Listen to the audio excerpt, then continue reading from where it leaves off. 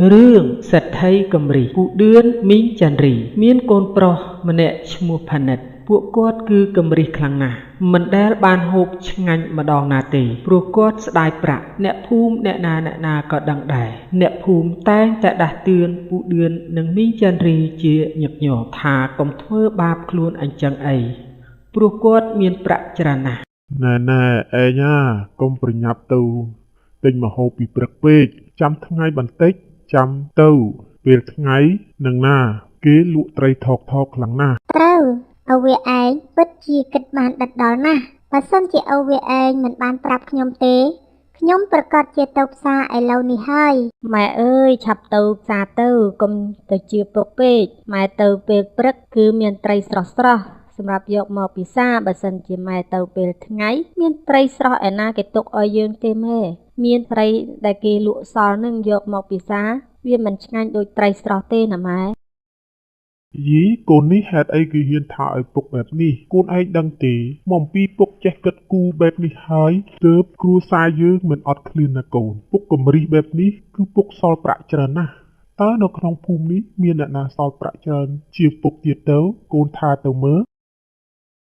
អាណែកូនត្រូវមើលគំរូឪពុកកូនទៅព្រោះគាត់ចេះគិតគូរពីរាងការចាយវាយទៅលើប្រាក់កាក់មុននឹងយើងមកដល់ថ្ងៃនេះកូនត្រូវមើលគំរូឪពុកកូនជាគំរូព្រោះគាត់ចាយប្រាក់ដឹងតិចដឹងច្រើននឹងចេះរិះថំមិនខ្ជះខ្ជាយប្រាក់បើសិនជាកូនមិនយកគំរូតាមឪពុកទេថ្ងៃក្រោយទៅកូននឹងអាចខ្លាយទៅជាអ្នកក្រហើយកូននឹងគ្មានប្រាក់ចាយគ្រប់គ្រាន់សម្រាប់ផ្គត់ផ្គង់គ្រួសារទេកូនគួរតែអរគុណពុករបស់កូនទៅកុំនិយាយបែបនេះដាក់ពុកកូនណាកូនអូយខ្ញុំសុំចាញ់អ្នកទាំងពីរហើយអារឿងរិះថាមនេះណាខ្ញុំនិយាយមិនដែលឈ្នះពុកនិងម៉ែទេណាហើយខ្ញុំសុំទោសពុកនិងម៉ែទៅចោះបើសិនជាខ្ញុំនិយាយខុសបើដឹងថានិយាយខុសចេះសុំទោសចឹងទើបហៅថាកូនល្អកូនខ្ញុំឥឡូវចេះដឹងខុសទៅនឹងចេះសុំទោសច្រើនណាស់ណែឯងទៅផ្សារទិញតែត្រី2ក្បាលមកបានហើយមួយក្បាលទៀតទិញអាណាតូចមកកុំទិញច្រើនអីព្រោះគ្នាយើងមានតែ3នាក់ទេណាម៉ែវាឯងប្រញាប់ទៅឆាប់មកវិញផងគ្មានអ្នកណានៅចាំផ្ទះទេព្រោះខ្ញុំទៅទារប្រាក់គេកូនវាជាប់ទៅសាលារៀនយ៉ាងម៉េចបានទិញតែ3ក្បាលអញ្ចឹងពុកតើអ្នកណាហូបអ្នកណាអត់ទៅពុកទិញឲ្យបានច្រើនបន្តិចទៅព្រោះខ្ញុំមិនដែលបានហូបឆ្អែតទេហើយប្រាក់យើងក៏មានច្រើនគ្រាន់បើដែរពុកមិនគួរណាទិញតិចអញ្ចឹងខ្ញុំហូបមិនដែលបានឆ្អែតទេពុកទិញឲ្យបានច្រើនបន្តិចទៅម៉ែកុំតាមពុកអីម៉ែទិញត្រីឲ្យបាន4-10ក្បាលមកជីកូននេះត្រី3ក្បាលទៅហើយយើងហូបម្នាក់មួយទៅធ្វើមើលតែគ្រួសារយើងដែលហូបច្រើនកុំខ្ជះខ្ជាយប្រាក់អីម៉ែវា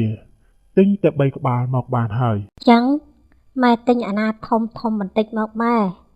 ទិញអាណាធំជាងគេណាម៉ែព្រោះយើង3នាក់អាចនឹងហូបឆ្អែតម៉ែទៅទាន់ប៉ុណ្ណាម៉ែទិញប៉ុណ្ណឹងហើយចាំតែបរិភោគទៅកូនហើយកុំភ្លេចទៅសាលាផងណាកូនម៉ែទៅផ្សារហើយនិយាយគ្នារួចហើយមីងចន្ទរីក៏ដើរចេញទៅដល់ពាក់កណ្ដាលផ្លូវ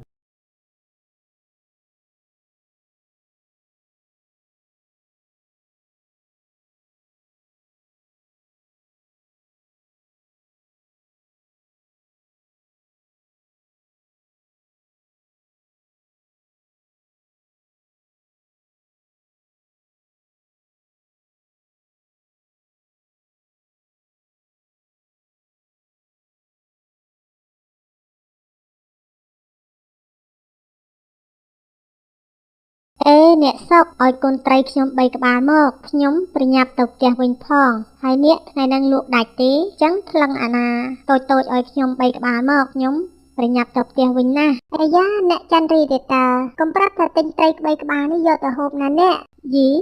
ក្រោយនេះឯងលក់ត្រីសម្រាប់យកទៅហូបមែនទេបើមិនយកទៅហូបយកទៅធ្វើអីគេ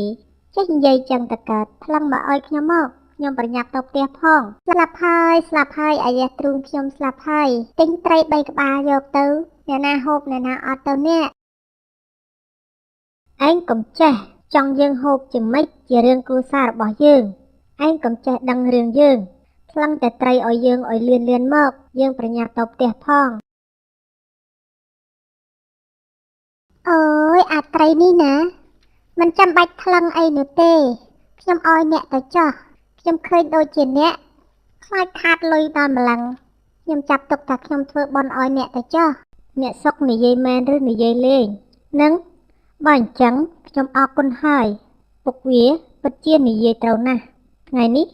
បានត្រីមកដោយមិនចាំបាច់អស់ប្រាក់100ទេតែប៉ុណ្ណេះពុកវាខ្ញុំពិតជាសប្បាយចិត្តហើយ